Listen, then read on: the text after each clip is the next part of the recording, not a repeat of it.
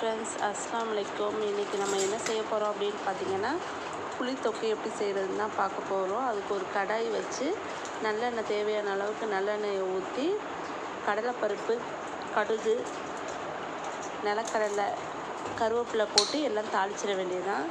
தாளிச்சதுக்கப்புறம் கெட்டியாக புளி கரைசல் கெட்டியாக கரைச்சி வச்சுருக்கேன். அந்த புளி கரைசலையும் தூக்கி அதில் ஊற்றி நல்லா கொதிக்கணும்.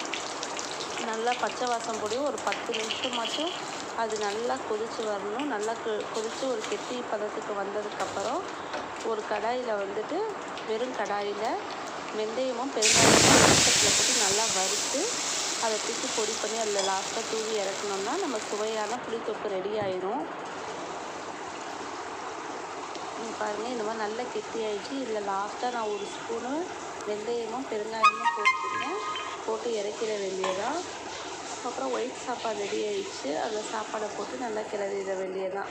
இன்றைக்கி எங்கள் வீட்டில் என்ன சாப்பாடுன்னு பார்த்தீங்கன்னா, புளி சாதம், உருளைக்கிழங்கு ஃப்ரை, அப்புறம் கொஞ்சோண்டு ஒயிட் ரைஸ் மீதி இருந்ததுனால அரைக்கீரை வாங்கி பொரியல் பண்ணியாச்சு. அவ்வளோதான் இன்றைக்கி எங்கள் வீட்டில் சாப்பாடு.